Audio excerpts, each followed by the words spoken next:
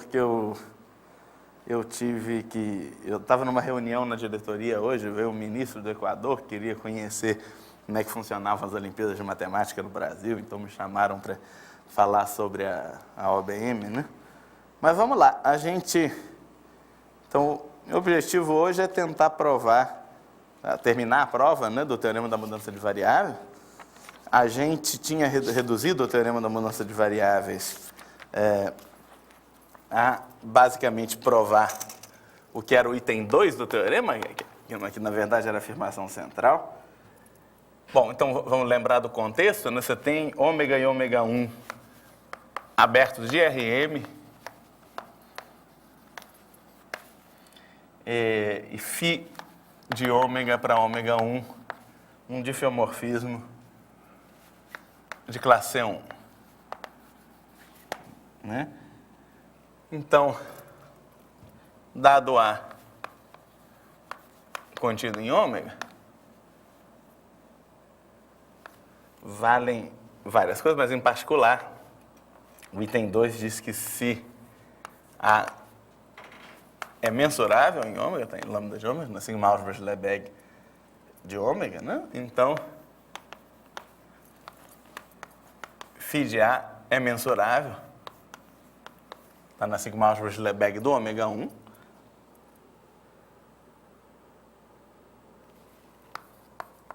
E a gente tem a seguinte fórmula para a medida do φ de A. A medida do φ de A é integral em A do determinante jacobiano do φ, quer dizer, do determinante de φ' de x, dx. Né? Então, o teorema diz várias outras coisas, em particular tem a fórmula de mudança de variável, e a gente reduziu tudo a provar esse item, e a gente já provou ele no caso da reta. Né? A gente já provou esse negócio para m igual a 1. Né? Então, a ideia agora é provar esse item, que termina a prova do teorema, junto com as coisas que eu fiz na aula passada, no caso geral, no caso de dimensão qualquer, por indução na dimensão, e a ferramenta fundamental vai ser o teorema de Fubini para fazer o passo de indução. Né? Então, a gente vai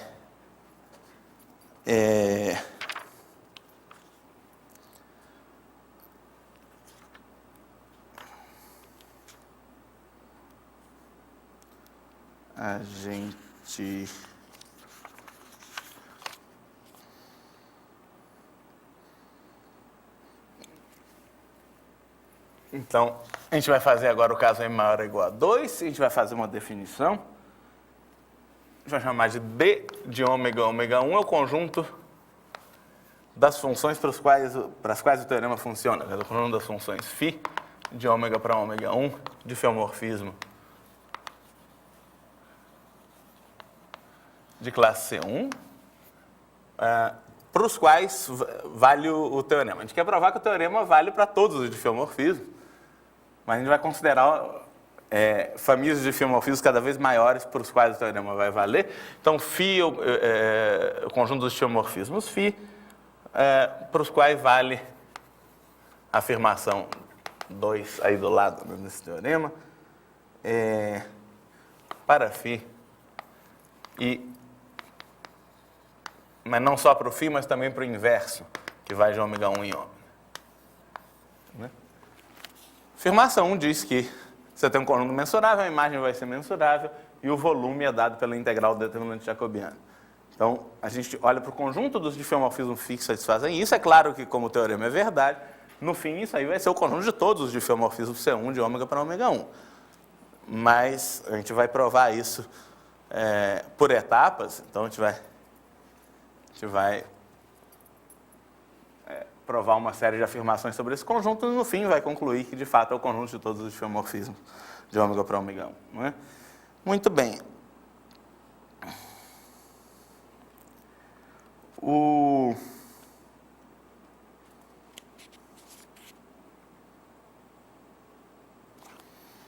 Então, a gente vai ter um lema, no caso mais simples possível, do passo de indução, que é o caso em que a gente tem um difeomorfismo que, na última coordenada, A última coordenada pode ser qualquer função, em princípio, de x1, x2, xm, né? Desde que tenha derivada não nula, mas a gente vai supor que a última coordenada é exatamente xm. Então, e assim, suponha que φ de ômega para ômega 1, de φC1,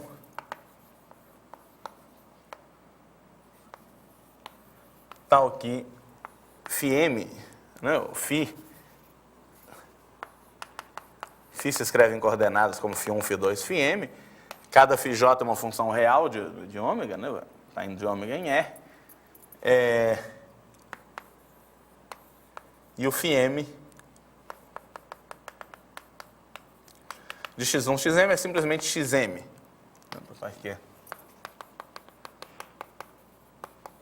A última coordenada é simplesmente a projeção na última coordenada, como se fosse identidade. Muito bem. Então dá certo. Bom, eu devia ter explicado antes, quer dizer, eu falei, mas não escrevi, que isso é uma prova por indução. Eu vou supor que esse resultado vale para qualquer diffeomorfismo em dimensão m-1.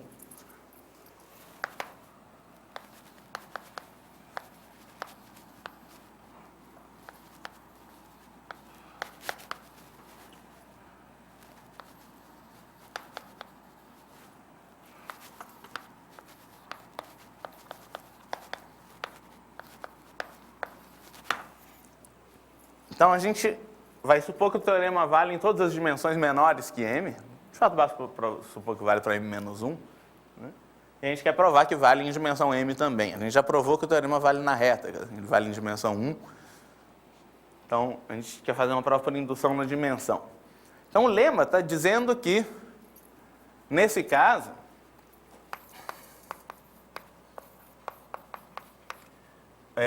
se a última coordenada do φ for o xm, o φ vai pertencer a esse conjunto desde ômega ômega 1, quer dizer que o teorema vale para funções em dimensão m, desde que a última coordenada seja simplesmente a projeção na última coordenada. E a estratégia depois vai ser pegar um diffeomorfismo qualquer e fazer uma mudança de coordenadas também simples, que coloca o diffeomorfismo nessa forma. Então, a ideia é que todo diffeomorfismo vai ser uma composição basicamente de dois diffeomorfismos desse tipo. Só que um deles leva o xm no xm, o outro você pode supor que leva o x1 no x1, ou que de fato leva... A gente vai ter que fazer talvez uma permutação de coordenadas no meio do caminho, mas a ideia é que compondo coisas desse tipo, é claro que você trocar m por 1 não vai mudar muito o argumento, né? Então, basicamente, a ideia é que todo diffeomorfismo você vai conseguir escrever como a composição de um diffeomorfismo tal que o φ1 é igual a x1, com um diffeomorfismo para o qual o φm é igual a xm. Compondo coisas desse tipo, a gente obtém todos os diffeomorfismos, e para cada um deles o resultado vai valer. E a gente vai ver também que o resultado é invariante por composição, porque o determinante da derivada de uma composição, a derivada da composição é o produto das derivadas, como transformações lineares, o determinante do produto é o produto dos determinantes, a gente vai acabar recuperando. Se a gente sabe que o resultado vale para cada um deles, ele vai valer para a composição também. Então, a estratégia vai ser essa. Mas primeiro a gente vai provar esse lema.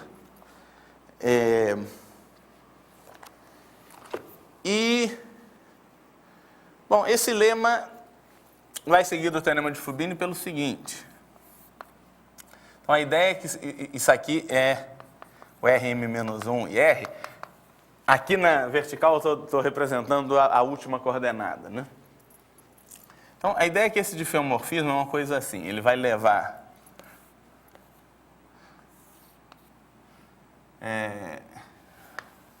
o ômega num certo ômega 1. Ômega 1 pode ter uma forma diferente, mas as alturas, num certo sentido. Então, a ideia é que, se você fixa aqui o xm, né, o que essa coisa faz é que ela leva pontos com altura xm, quer dizer, cuja última coordenada é xm, em pontos cuja última coordenada é xm. Então, a ideia é que ela leva essas interseções de hiperplanos, quer dizer, de coisas de dimensão m-1, paralelos ao R-1 na horizontal aqui, com o ômega, nas interseções desses hiperplanos com o ômega 1. Então, ela preserva a m-ésima coordenada, e a gente vai ver que nessas interseções, essas interseções vão ser abertas de Rm-1, né? E o φ vai ter que ser, em cada seção dessas, vai ter que ser um difeomorfismo que leva a seção na seção correspondente. E aí a gente vai usar o teorema de Fubini para escrever o volume de ômega 1. Né? Então, deixa eu só tentar manter a notação do SNAR para essas seções. Né? A ideia é que para cada R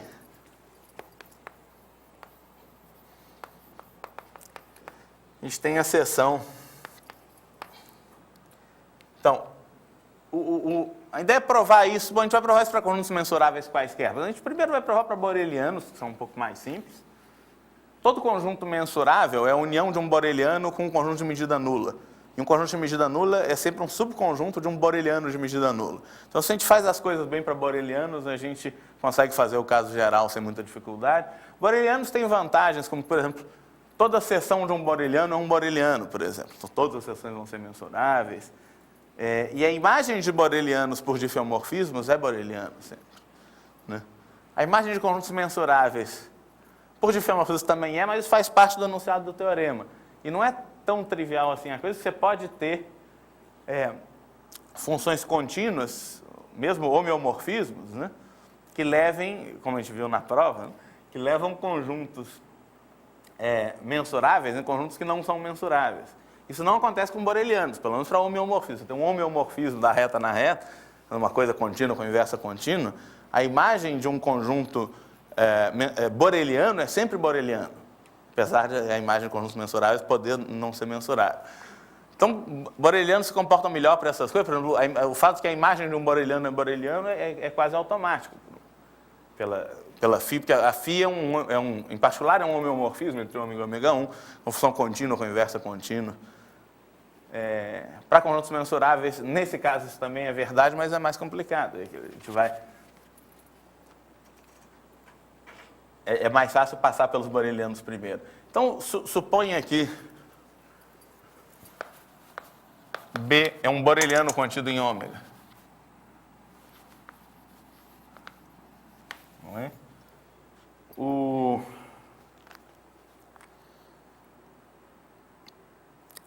A gente vai considerar essas seções, né? As seções do B são os conjuntos são subconjuntos de Rm-1. Né? Ou seja, o que é XR, né? XI1, XM-1R.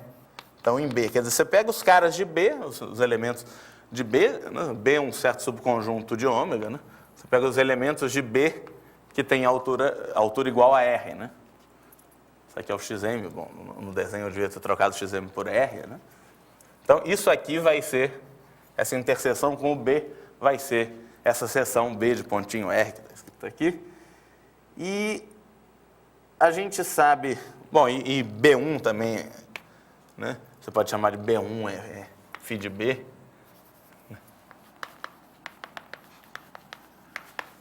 B1, você tem a mesma notação, o conjunto das mesmas coisas, né? Se em R-1, tá escrito se R está em B1, não é a mesma coisa. Muito bem. Então, o que o Fubini diz? O Fubini diz que, como esse conjunto é boreliano, em particular é mensurável, quase todas as seções são mensuráveis, e a medida do B, por exemplo, do B1, né? Que é o que interessa aqui, B1, a medida do B1 é a integral das medidas das seções. Na verdade, como o B1 é boreliano, todas as seções vão ser borelianas, a gente não precisa disso, tá vendo? A gente só precisa saber que o B1 é mensurável, e o B1 é mensurável porque é boreliano, que a imagem de um boreliano por um homeomorfismo é um boreliano. Então, o B1 é boreliano, em particular é mensurável, né?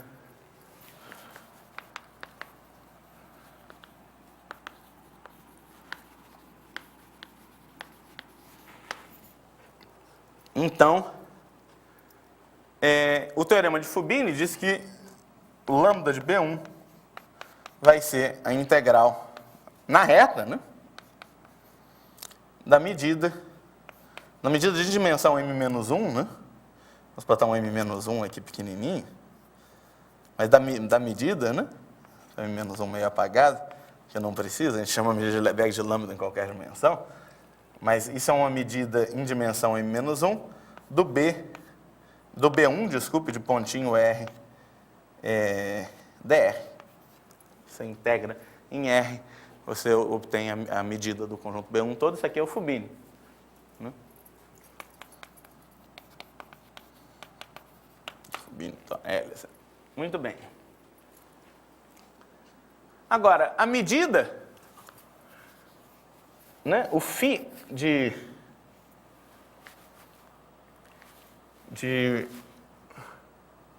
ômega interseção xm igual a R é simplesmente ômega 1 interseção xm igual a R.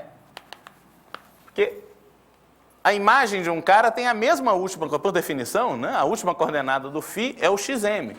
Por hipótese, né? Onde é que a gente está? A última coordenada do φ é o xm, quer dizer que ele preserva a última coordenada da imagem é R, se somente se a última coordenada no domínio for R. Então, o φ leva essa seção na seção correspondente. Então,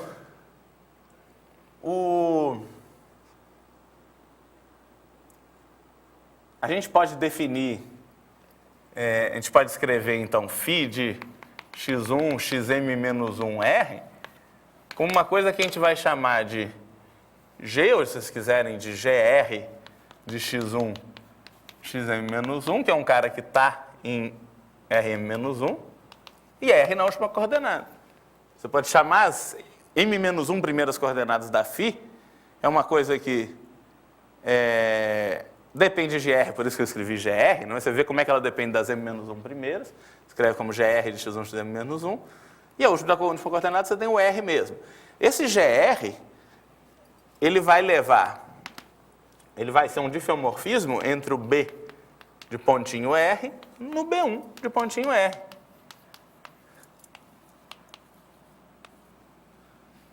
Esses dois caras são abertos de Rm-1. Entre os abertos, B de pontinho R e B1 de pontinho R, contidos em Rm-1. Ele é o difeomorfismo entre dois abertos de Rm-1.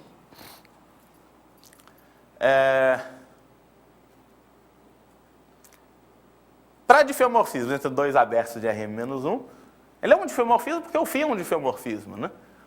Então, um cara qualquer aqui em B1, que particular para um cara de altura R, ele tem uma única pré-imagem aqui. Essa pré-imagem vai ter que ter altura R também, porque a φ preserva as alturas. Então, a pré-imagem tem que estar na seção correspondente. Como a imagem do ômega dá exatamente o ômega 1, a imagem de cada seção dá exatamente a seção correspondente. Se você intersecta com o B também, o B1 é a imagem do B. Então, como o φ restrito a B é uma bijeção entre B e B1, a interseção com cada fibra dessa tem que ser uma bijeção com a fibra correspondente, porque não pode ir em outro lugar, a coisa preserva a altura o tempo todo, né? Então, de fato, o GR é um difeomorfismo cujo inverso é simplesmente a restrição da inversa da φ à fibra correspondente. Tem um inverso explícito, porque a φ tem uma inversa. Né? Você restringe a inversa a uma fibra da inversa da restrição, porque você preserva a fibra. É como se tivesse um monte de difeomorfismos, um para cada altura. Né? Mas então você pode usar o teorema nesse caso, porque a gente está supondo que o teorema vale em dimensão m-1. Então, o volume no lambda de B1 de pontinho R não só o B1 de pontinho R é mensurável, mas é integral, o volume dele é integral, se vocês quiserem, em B de pontinho R, né, que é o domínio desse difeomorfismo, do módulo do determinante do GR.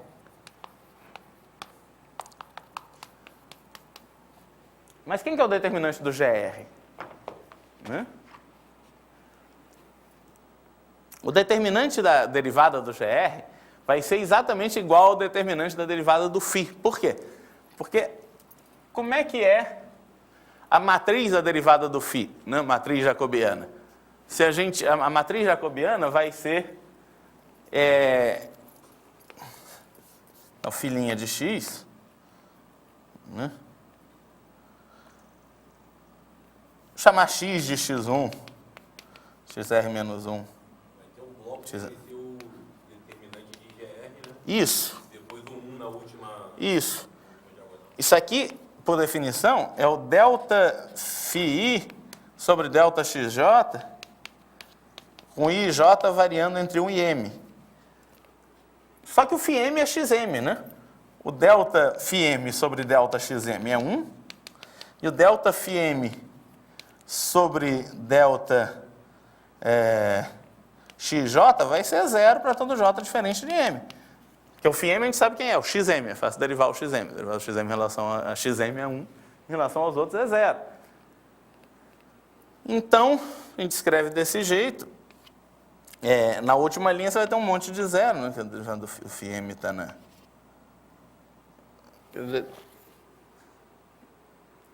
Eu sempre fico em dúvida se você escreve assim ou escreve a transposta. É mais uma questão de convenção, num certo sentido, mas o determinante dá o mesmo. Do jeito que eu escrevi é assim. E aqui, só que nas m-1 primeiras coordenadas, como φ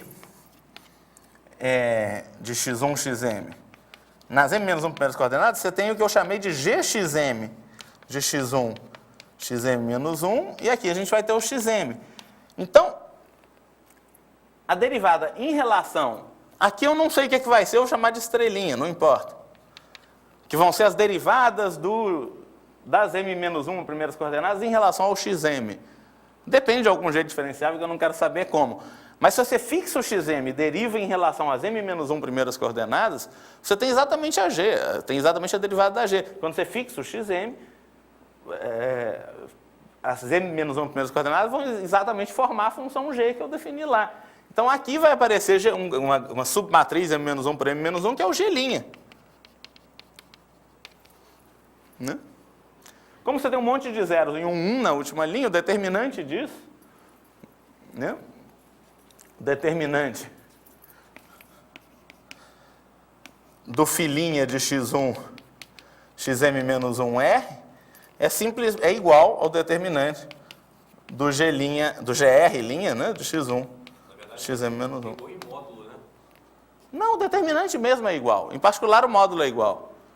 O determinante se desenvolve na última linha. Aqui é a posição mm, então esse 1 conta como 1 mesmo. Vai ser 1 vezes esse determinante aqui. Né? Tá, porque ele M mais M é par. M é par, né? Isso. Né? Em particular, no módulo dá igual. Então, esse negócio, porque esses caras são iguais, vai ser igual à integral de módulos de determinante. De filhinha de xr dx.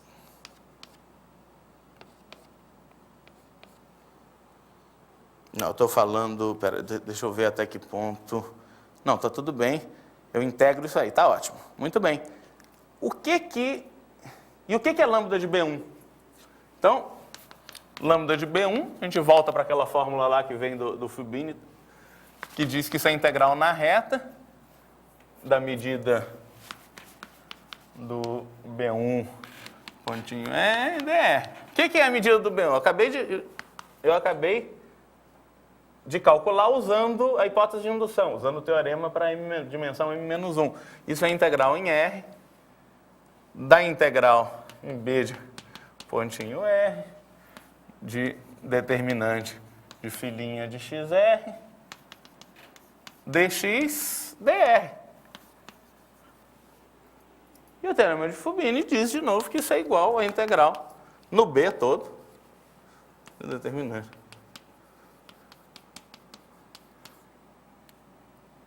De filhinha de y dy, se vocês quiserem. Negócio com a medida de Lebesgue do Rm todo. Né? Então, isso é a fórmula que a gente queria provar. E a gente provou isso para borelianos. Né? Se A não for boreliano, se A é mensurável, eu posso escrever A como B união E, com B boreliano, e medida de E igual a zero. Mas se a medida de E é zero, o E vai estar contido num outro boreliano Bertil com medida zero. Né? Então, o que é... O que diz a afirmação do teorema? Né? A afirmação está dizendo, para começar, que φ de A é mensurável. Né? Só que φ de A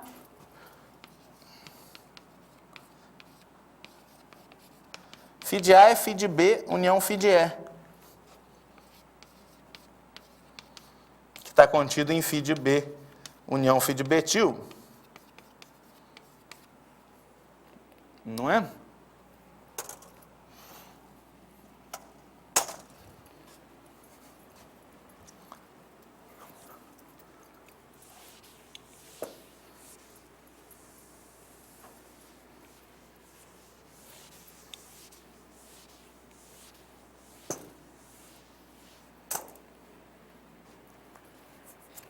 Por outro lado, a gente acabou de provar que para φ de B dá tudo certo, né? Então, a medida em particular do φ de B é menor ou igual à medida do φ de A, que é menor ou igual à medida do φ de B mais a medida de φ de Bertil. Só que isso é igual à medida de φ de B, né? Pois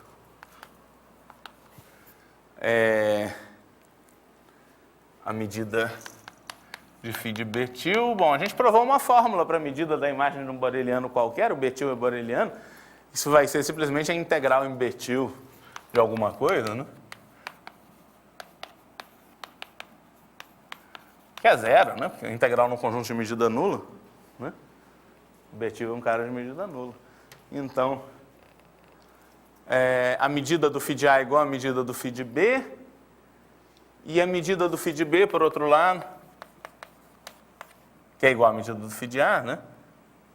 Então, bom, vamos lá. Então, a medida do φ de A é igual à medida do φ de B, que é a integral em B de determinante de φ' de y dy. Como B é um subconjunto de A de medida total, quer dizer, tal que o A menos B tem medida nula, isso é a mesma coisa. A integral em A da mesma coisa.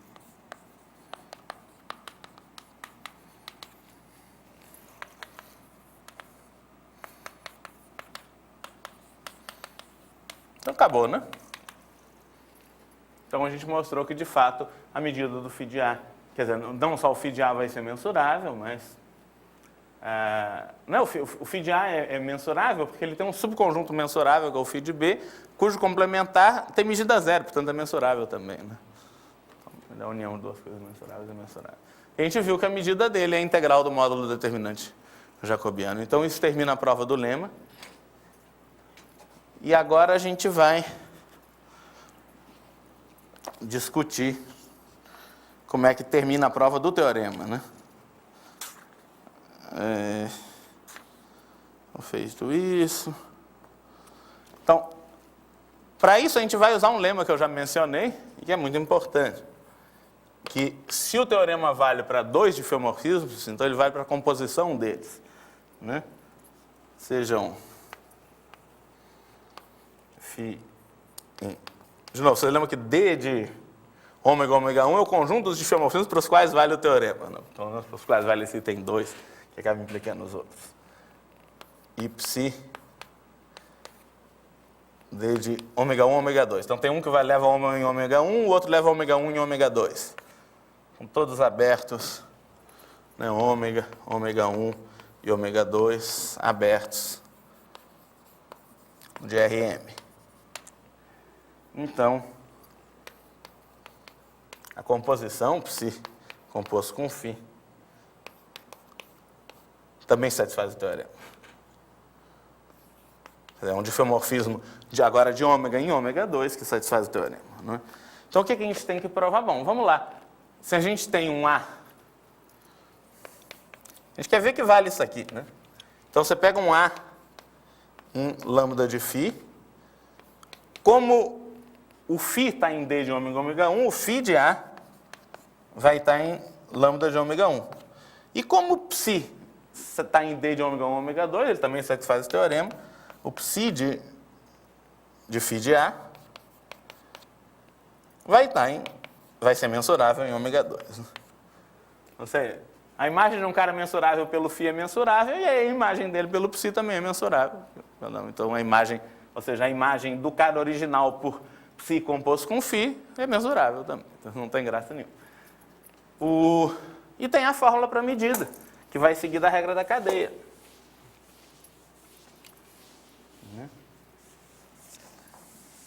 Então,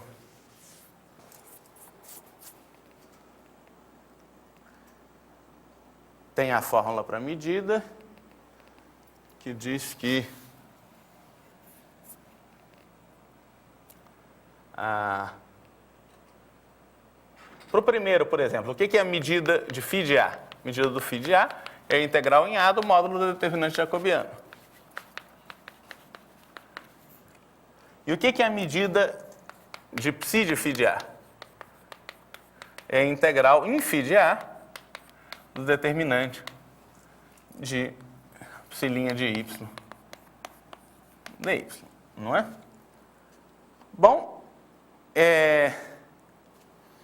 acontece que a gente mostrou que o item 2 do teorema implica os outros itens. Deixa eu ver se eu vou precisar disso. Eu gostaria de escrever isso. Implica os outros itens. O que é o outro item do teorema? O outro item do teorema diz como é que a gente calcula, né?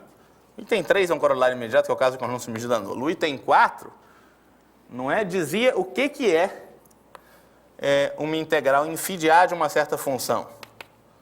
Uma função integrável, digamos, G. Isso é a mesma coisa que a integral em A de G de φ de x, vezes o determinante de φ' de x em módulo, né, dx. Então, você tem essa fórmula geral para integral de funções em conjuntos. Então, aqui aparece uma coisa dessas, integral em φ de A de alguma coisa. Isso pelo teorema, pelo item 4 do teorema, que é um corolário do 2, né? Você tem um difeomorfismo em d de ômega 1, ômega 2, ele vai satisfazer o teorema, quer dizer, a integral de qualquer função em φ de A, o φ está em d de ômega, ômega 1, desculpa. A integral de uma função, por exemplo, dessa daqui, em φ de A, eu vou poder escrever como uma integral em A. Integral em A do quê? Dessa função com y igual a φ de x, e aí eu tenho que multiplicar pelo determinante de φ' de x, e depois integrar em x. Né? Estou usando o teorema da mudança de variável para o difeomorfismo φ, 4 para φ. E bom, pela regra da cadeia, determinante de psi' de φ de x vezes determinante de φ' de x é o determinante da composição, que é o determinante de psi composto com φ' de x. Que a regra da cadeia diz que a derivada psi composto com φ' de x é a composta dessas duas derivadas. Se você quiser, é o produto dessas transformações lineares. Quais? A psi' de φ de x e a φ' de x. O determinante de um produto é o produto do determinante. Então, isso termina a prova do lema. Que é o que a gente queria provar, né? A medida da psi composto com φ de A é a integral em A do determinante do psi composto com φ'. E isso termina a prova do lema. Muito bem. Então, estamos perto. E agora, falta fazer isso que eu prometi. Né? A gente tinha feito em algum momento uma discussão sobre o efeito de permutação de variáveis, que era um negócio bastante trivial, que mostrava que se você tem um conjunto em RM e aplica uma transformação linear que simplesmente permuta duas das variáveis, troca o xj pelo xk e o xk pelo xj, isso é uma coisa que preserva o volume não muda. A gente começou provando para paralelepípedos, para os quais isso é óbvio, que o volume de um paralelepípedo com lados paralelos aos eixos é o produto dos lados, você troca a ordem dos lados, a ordem dos fatores não altera o produto. Então, isso mostra que transformações lineares que simplesmente permutam duas coordenadas, satisfazem as condições do teorema, porque o determinante jacobiano vai ser 1, em módulo, não vai ser menos 1, de fato, e elas preservam o volume, preservam a medida de Lebesgue. Muito bem, então a ideia é a gente, se vocês quiserem, vocês têm o φ, né, que é φ1, φm. Tem que existir, o φ' de x é isomorfismo.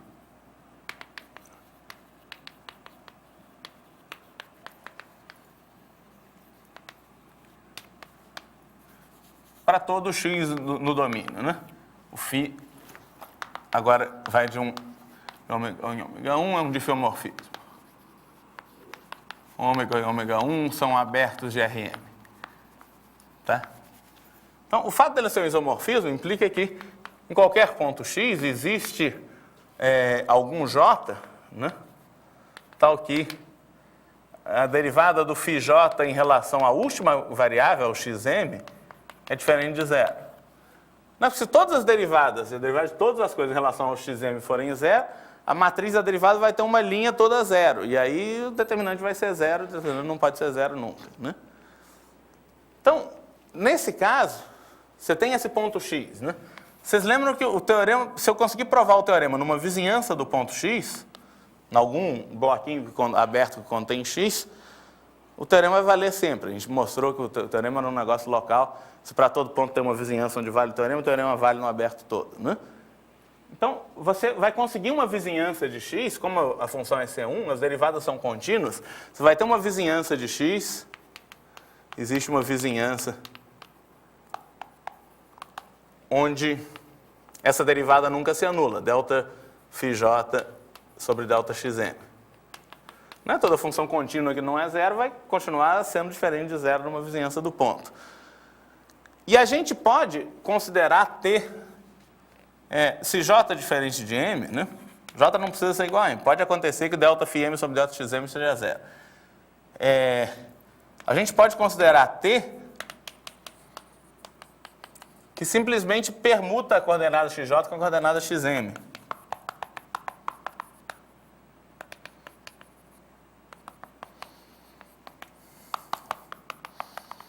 Aí você bota o xm no lugar do xj, e o xj no lugar do xm não mexe nas outras, né? A gente sabe que o T preserva volume. E aí você considera um novo difeomorfismo φ-til, que é simplesmente T composto com φ, né? E o T composto com φ vai fazer com que a mésima coordenada do T composto com φ é a jésima coordenada da φ.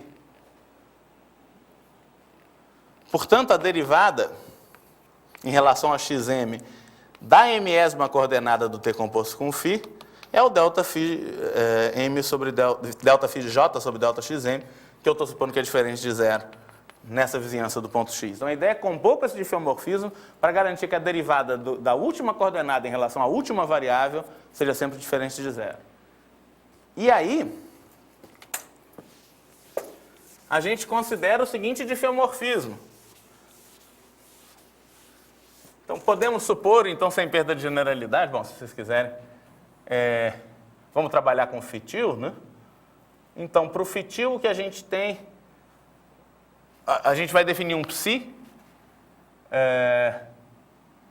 de fato de T de ômega em Rm-1, em Rm, desculpem, dada por psi de x1 xm, vai ser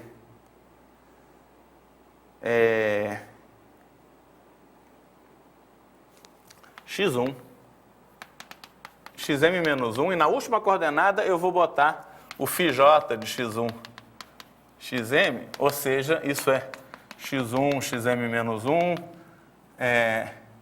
φ-til m de x1 xm, né? Isso aqui é o φ-til m, né? A última coordenada do φ-til. A última coordenada do φ-til tem essa propriedade que o delta fitil M sobre delta xm é diferente de zero, bom, pelo menos no ponto x e numa vizinhança dele, né? Como é que é a matriz desse negócio aqui?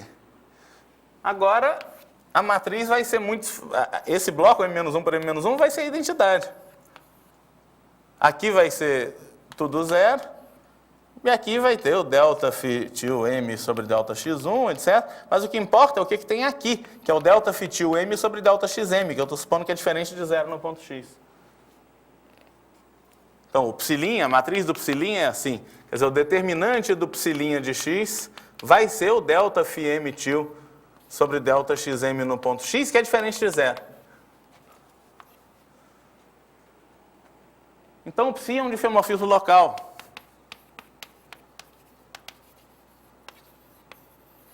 Quer dizer, reduzindo, se for preciso, o tamanho dessa vizinhança do x, o psi vai levar esse negócio difeomorficamente num certo aberto aqui do Rm, certo aberto V do Rm.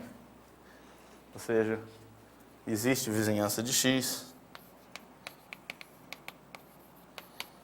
onde a restrição de psi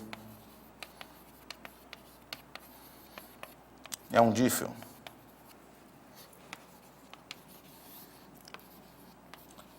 Vizinhança, deixa eu dar um nome, existe vizinhança U de x, digamos, sobre sua imagem V contida em Rm. Né? Por que eu estou fazendo isso? Porque eu quero, na verdade, olhar para o inverso desse negócio.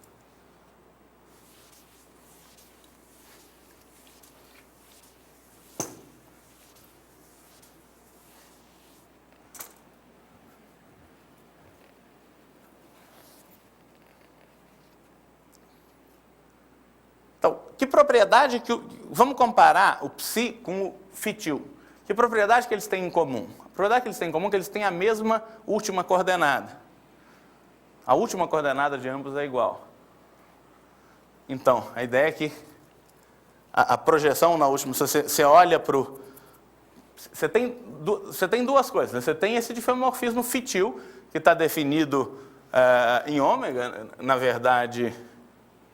É o fitil que eu chamei, o fitil é o T composto com φ. Então, o fitil está definido em ômega, o fitil leva ômega em T de ômega 1. Né? O psi leva ômega em V. Né? Leva U em V, na verdade. Ele está definido numa... Eu restringi ele a uma vizinhança do ponto x. Mas U está contido em ômega. Né?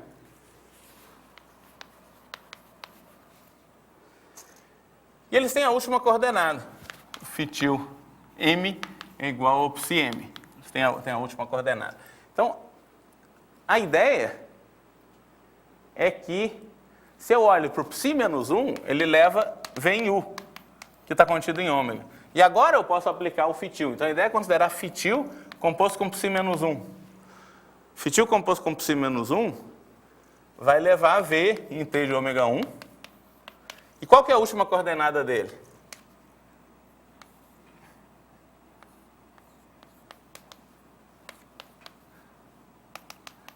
É simplesmente a projeção na última coordenada. Porque se você pega um cara de V, ele vai ser a imagem de alguém, vai ser a imagem de algum cara aqui, né? Agora você olha para esse cara, olha para o psi e olha para o fitil. A última coordenada do fitil desse cara e do psi desse cara, que é o cara inicial que eu considerei, vão ser iguais. Então, se eu volto, se eu aplico a psi menos 1 e aplico o fitil, esse negócio vai preservar a última coordenada. Ele vai ser uma transformação como daquele primeiro lema que a gente considerou. É um difeomorfismo que preserva a última coordenada. Então, vale a fórmula. Vale 2 para fitil composto com psi menos 1, quer dizer, fitil composto com psi menos 1 pertence a... Quer dizer, fitil composto com psi menos 1 pertence a D de V fitil de U, né? Psi menos 1 de V é U, você pode escrever assim. Mas, quer dizer, você vai ter esses abertos pequenininhos, para os quais vale a fórmula. Agora, por outro lado, para o psi vale a fórmula também, né? Porque o psi preserva a primeira coordenada em particular. O fato de aquele lema eu fiz para o xm, eu podia ter feito para o x1. Se você quiser, você compõe com coisas que trocam a coordenada x1 com a xm dos dois lados, que são coisas que preservam volume. De qualquer jeito, o lema vai valer para coisas que levam x1 no x1. O psi preserva as m-1 primeiras coordenadas, em particular preserva a primeira, né? O psi1 é x1. Então, o psi pertence a D de UV, né?